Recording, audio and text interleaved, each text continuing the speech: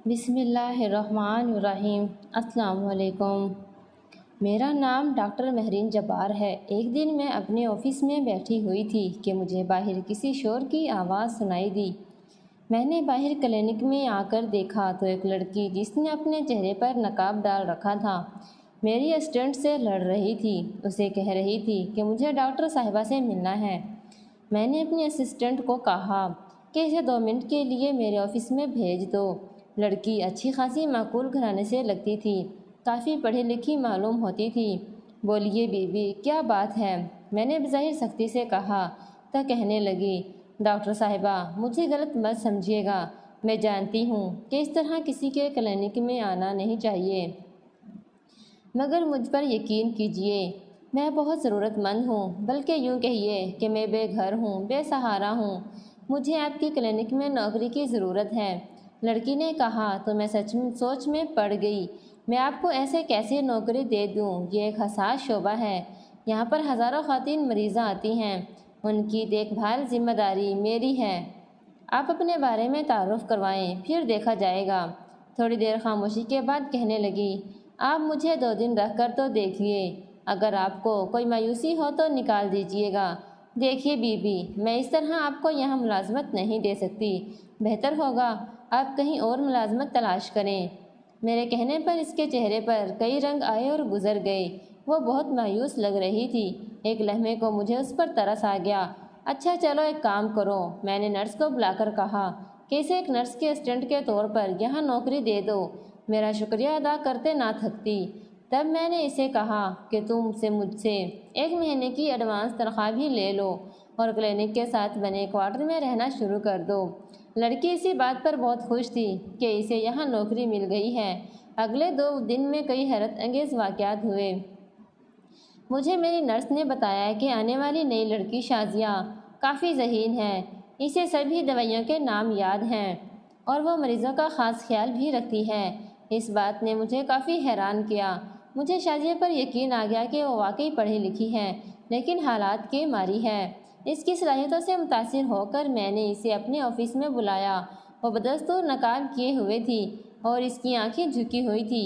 میں نے سلام کیا تو اس نے یوں ہی نظریں جھکا کر جواب دیا جیسے مجھ سے کچھ چھپانا چاہ رہی ہو، شازیہ تم تو بڑی کمال کی نکلی، تمہیں دوائیوں کے نام کیسے یاد ہیں؟ میں نے دلچسپی سے پوچھا۔ جی میم، میں نے میڈیکل کی تعلیم حاصل کی ہے، FSc پری میڈیکل کے بعد میرا داخلہ ہو گیا تھا۔ کیا واقعی؟ میں نے حیرت سے پوچھا۔ جی ہاں، لیکن کیا؟ میرے سوال پر وہ پھر چپ ہو گئی۔ اس کے بعد میں نے اسے لاکھ کوریدا، لیکن اس نے کسی بات کا جواب نہیں دیا۔ بہرحال مجھے چپ ہی رہنا پڑا۔ شازیہ یہاں مطمئن تھی، مریض اس سے خوش تھے، میرے لیے یہی بہت تھا، لیکن اس سب کے باوجود شازیہ کی حرکتیں مشکوک سی تھیں۔ میں جب بھی اسے دیکھتی وہ گائنی وارڈ میں موجود ہوتی اور کسی نہ کسی حاملہ عورت کے ساتھ باتیں کر رہی ہوتی۔ اس کا یہ رویہ مجھے شک میں ڈال دیتا تھا۔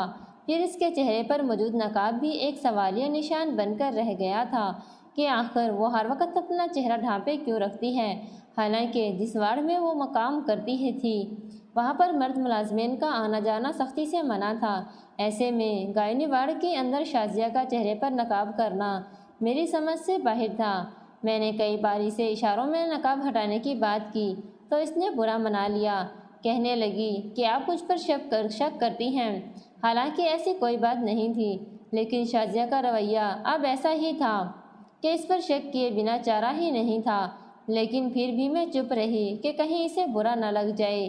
یہ سب ایسے ہی چلتا رہتا کہ ایک دن ایک عجیب واقعہ ہوا جس نے شازیہ کی حقیقت سب کے سامنے کھول کر رکھ دی۔ شازیہ مجھ سے فطرتاً ڈرتی تھی۔ میں ایک دن گائنی وارڈ کا راؤنڈ لگا رہی تھی کہ شازیہ کو ایک عورت سے باتیں کرتے پایا۔ مجھے اس کی یہاں پر موجودگی عجیب سی لگی۔ میں نے اس سے پہلے ایک اور کام دیا تھا کہ وہ پہلے نمٹا لے، مگر وہ یہاں اس عورت کے ساتھ بیٹھی گپیں ہانک رہی تھی۔ تبھی میں نے سختی سے اس کا نام پکارا تو وہ کچھ اس انداز سے پیچھے مڑی کہ جلد ہی اس کے چہرے کا نقاب اس کے چہرے سے سرک گیا، اور یہ دیکھ کر وارڈ میں موجود سبھی خواتین کی حیرت سے آنکھیں پھٹی کی پھٹی رہ گئی۔ میں شازیہ کو جلدی سے وارڈ سے باہر لے آئی اور اپنے آفس کی کرسی پر لا کر پٹخ دیا۔ بتاؤ شازیہ، تم نے تو کہا تھا نہ کہ تم اپنی گھبراہٹ کی وجہ سے نقاب کرتی ہو۔ مجھے سچ سچ بتاؤ کہ تمہاری حقیقت کیا ہے، ورنہ میں تمہیں ابھی اور اسی وقت پولیس کے حوالے کر دوں گی، اور میں نہیں چاہتی کہ وہ روایتی طریقے سے تمہاری تفتیش کریں۔ نہیں مہم صاحب، میں نے آپ کو کوئی دھوکہ نہیں دیا، میں آپ کو پوری کہانی سناتی ہوں، آپ کو لازمی یقین آ جائے گا، کیونکہ آپ ایک ڈاکٹر ہیں اور ایک عورت ہیں۔ وہ سر جھکا کر اپنی کہانی سنانے لگی۔ شاید آپ کو یقین نہ آئے، لیکن میں جس گھر میں پیدا ہوئی تھی وہاں پر بیٹیوں سے زیادہ بیٹوں کو اہمیت حاصل تھی، لیکن اس بات پر نہیں کہ وہ اللہ کی رحمت ہوتی ہیں، بلکہ ہمارے خاندان کے اکثر لڑکے نکمے ہوتے ہیں، گھر کے اخراجات وغیرہ عورتیں ہی پوری کرتی ہیں۔ انہی دنوں جب میں نے ہوش سنبھالا تو میری دونوں بڑی بہنیں جو مجھ سے پہلے بیاہی جا چکی تھی اب آ کر گھر بیٹھ گئی تھی۔ ان کی وجہ سے گھر کا ماحول اور بھی گھٹن زدہ ہو گیا۔ اماں ابا ان کی وجہ سے پریشان رہتے۔ میری دونوں بہنوں نے میٹرک تک تعلیم حاصل کی، جبکہ مجھے تعلیم حاصل کرنے کا جنون کی حد تک شوق تھا۔ میں نے اماں ابا کی مخالفت کے باوجود اپنی تعلیم مکمل کی۔ میں ڈاکٹرز کو دیکھتی تو ان جیسا بننے کی تمنا کرتی۔ میری یہ خواہش بھی بالآخر پوری ہو گئی جب مجھے ایک میڈیکل کالج میں داخلہ ملا، اور وہ دن میری زندگی کا سب سے حسین ترین دن تھا۔ لیکن یہاں آ کر ایک نئے سفر کا آغاز ہوا۔ میں نے اپنے بل بوتے پر میڈیکل کالج میں داخلہ لیا تھا، لیکن کہتے ہیں کہ انسان بڑا ہی بے وقوف اور کم عقل واقع ہوا ہے۔ میری عادت تھی کہ میں ہر دو خود پر استعمال کر کے اس کا نتیجہ دیکھتی۔ اس لحاظ سے میں اپنے آپ کو بڑا قابل فخر سمجھتی تھی کہ میں انسانیت کی خدمت کے لیے اپنا آپ قربان کر رہی ہوں، مگر میں یہ نہیں جانتی تھی کہ میری زندگی میں میری یہ عادت قہر بن کر ٹوٹے گی۔ انہی دنوں ایک ایسا واقعہ ہوا جس نے میرے گھر والوں اور میری زندگی کو بدل کر رکھ دیا۔ میرا بھائی جو ہر وقت گلیوں میں آوارہ پھرتا رہتا تھا، ایک دن اس کے بارے میں خبر آئی کہ اس نے مخالف گروپ کی لڑکی کے ساتھ چھیڑ چھاڑ کی ہے۔ ہمارا خاندان بھی غریب تھا، ہم اس طرح کی شرارت افورڈ نہیں کر سکتے تھے۔ شریکوں کے کہنے پر ابا نے بھائی کی پوچھ گچھ کی تو وہ صاف مکر گیا۔ کچھ دن بعد ہمیں اطلاع ملی کہ بھائی کو مقامی پولیس اٹھا کر لے گئی ہے۔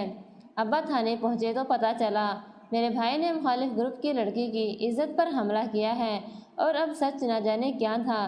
لڑکی والوں کا ایک ہی مطالبہ تھا کہ ہم لڑکے کو کسی صورت معاف نہیں کریں گے، جیل سے چھوٹ بھی جائے تو گولی سے اڑا دیں گے۔ تب میرے ابا نے اس مسئلے کو حل کرنے کے لیے میری بہنوں کے رشتے ان لوگوں کو پیش کیے، مگر وہ لوگ شادی شدہ بیٹیوں کا رشتے پر راضی نہیں تھے، سو کنواری بیٹی یعنی کہ میری قربانی پیش کی گئی۔ میں تو بہت زیادہ صدمے میں چلی گئی۔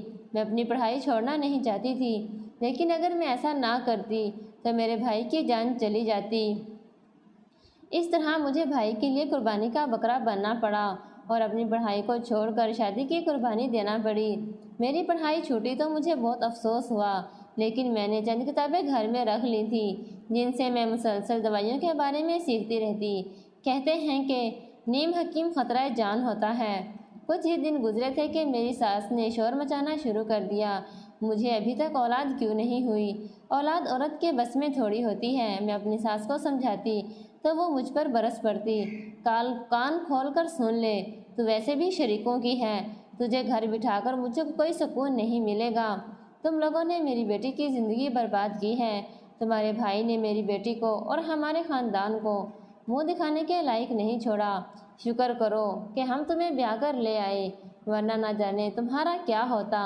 میری سمجھ میں نہ آتا تھا کہ میں کیا کروں۔ میں بھی اولاد پیدا نہیں کرنا چاہتی تھی، اپنی پڑھائی جاری رکھنا چاہتی تھی تاکہ زندگی میں کوئی مقام حاصل کر سکوں۔ ساس تو پہلے ہی یہی خواہش رکھتی تھی، اب شوہر نے بھی مطالبہ کر دیا تو میرے پاس کوئی چارہ نہیں بچا تھا۔ بالآخر میں نے اولاد پیدا کرنے کی حامی تو بھر لی، لیکن میں دل سے اس فیصلے پر راضی نہیں تھی۔ گھر میں اولاد کی خوشخبری ملی تو سب سے زیادہ خوشی میری ساس کو ہوئی تھی۔ ایک دن میں اپنے گھر میں بیٹھی تھی کہ مجھے ایک انجان نمبر سے کال آئی۔ میں نے فون پک کیا تو میری دوست رافعہ کی کال آئی تھی۔ اس نے مجھے بتایا کہ اس نے بڑی مشکل سے میرا نمبر ڈھونڈا ہے تاکہ وہ مجھے آنے والے حالات کے بارے میں آگاہ کر سکے۔ بہرحال حال حوال پوچھنے کے بعد میں نے اسے بتایا کہ میری شادی ہو چکی ہے، میں شاید دوبارہ کبھی کالج نہ آ سکوں، تب اس نے مجھ سے کہا کہ مجھے شادی ہرگز نہیں کرنا چاہیے تھی کیونکہ ابھی شادی کا صحیح وقت نہیں ہے۔ میں نے کہا تم کیسی باتیں کرتی ہو، ابھی تک تو میری شادی ہو بھی چکی ہے۔ کہنے لگی شادی سے کوئی فرق نہیں پڑتا، اگر تمہیں اولاد نہیں ہوئی تو تم بھی اس شخص سے جان چھڑا لو، تم ہاسٹل میں آ جاؤ، میں تمہاری مدد کروں گی۔ اللہ کے قانون میں خودسری کرنے سے انسان کو ہمیشہ برا ہی نتیجہ بھگتنا پڑتا ہے۔ تب میں نے ایسا ہی کیا، اپنی سہیلی کے کہنے پر گھر والوں سے ضد شروع کر دی کہ اب میں یہاں نہیں رہنا چاہتی۔ میرے شوہر نے مجھ سے کہا کہ جب تک تیرا بچہ پیدا نہیں ہو جاتا تو کہیں نہیں جائے گی۔ اس بات پر میں بہت رنجیدہ ہوئی کیونکہ اب مجھے امید سے ہوئے 3 مہینے کا عرصہ گزر چکا تھا، لہٰذا اب یہاں سے جان چھڑانا ناممکن تھا۔ تبھی مجھے میری دوست نے مشورہ دیا کہ مجھے ایک خاص قسم کی گولی استعمال کرنا چاہیے تاکہ بچہ وقت سے پہلے پیدا ہو اور میری جان چھوٹے۔ میں اپنے مقصد میں اس قدر خود غرض ہو چکی تھی کہ میں نے اپنے بچے کا بھی خیال نہیں کیا کہ اس معصوم روح پر کیا بیتے گی۔ اپنی سہیلی کی بتائی ہوئی گولیاں میں نے کھانا شروع کر دی، ان سے اور کچھ تو نہ ہوا، البتہ میرے بچے کی نشو و نما خراب ہو گئی۔ بچہ اپنے وقت پر ہی پیدا ہوا تو میں سلگتی ہی رہ گئی۔ اب کالج میں بھی میرا داخلہ ممکن نہیں تھا، میں نہ ادھر کی رہی نہ ادھر کی۔ 9 مہینوں کے بعد میں نے ایک پیارے سے بچے کو جنم دیا تو پورے خاندان میں کہرام مچ گیا کیونکہ میں نے بچہ پیدا کیا تھا۔ اس کی ٹانگ پر فالتو گوشت لگا ہوا تھا جس سے لگتا تھا کہ میرے بیٹے کی 3 ٹانگیں ہیں، اور یہی بات پورے خاندان میں مشہور ہوئی تو میرے بچے کو منحوس اور نہ جانے کیا کیا کہا جانے لگا۔ یہ سب میرے لیے ناقابل برداشت تھا، مگر پھر اللہ تعالیٰ نے میرے بیٹے پر جلد ہی رحم کیا اور تکلیف کی حالت میں اسے اپنے پاس بلا لیا۔ میرا بچہ جب فوت ہوا تو مجھ پر ایک اور لیبل لگ گیا کہ میں منحوس ہوں۔ ایک دن میری ساس کو نہ جانے کس نے مشورہ دیا کہ مجھے فلاں حکیم کے پاس لے کر جائے، اس سے میرا علاج بھی ہو جائے گا اور دوبارہ بچہ بھی جلد پیدا ہوگا۔ میری ساس مجھے ایک حکیم کے پاس لے کر گئی، انہوں نے مجھے ایسی جڑی بوٹیاں دی جس سے میرا نظام درہم برہم ہو گیا، پیٹ میں شدید درد رہنے لگا اور کچھ ہی دنوں بعد میرے چہرے پر داڑھی آنے لگی۔ حالانکہ میں ایک نازک سی انداز کی عورت تھی، مگر میرے ساتھ زندگی نے ایسا مذاق بنایا کہ دوبارہ میرا اس محلے میں رہنا بھی مشکل ہو گیا۔ عورتوں کو اب پکا یقین ہو گیا تھا کہ مجھ پر کسی جن کا سایہ ہے، تبھی میری حالت ایسی ہو گئی ہے۔ میرے شوہر اور سسرالیوں نے اس مشکل وقت میں میرا ساتھ نہ دیا، بلکہ مشکل وقت میں خود اپنا راستہ بچا کر وہاں سے نکل گئی۔ اس بات نے مجھے بہت دل برداشتہ کیا، ماں باپ کے گھر بھی نہیں جا سکتی تھی۔ بالآخر چلتے چلتے آپ کا کلینک نظر آ گیا، یہاں آ کر میں اپنی قسمت آزمانا چاہتی تھی، لہٰذا میں آپ کے پاس آ گئی اور آپ کا شکریہ کہ آپ نے مجھے رکھ لیا۔ لیکن میرا یقین کیجیے، میں نے آج تک کسی غلط نیت سے کسی عورت سے بات نہیں کی۔ میں تو ان سب کا خیال رکھتی ہوں کیونکہ میں جانتی ہوں جو کچھ میرے ساتھ ہوا وہ کسی اور کے ساتھ بھی ہو سکتا ہے۔ یہ کہہ کر شازیہ چپ ہو گئی اور میں اس کا چہرہ دیکھنے لگی۔ اس کے چہرے پر واقعی کافی بال تھے اور واقعی وہ کسی مرد سے کم نہیں لگتی تھی۔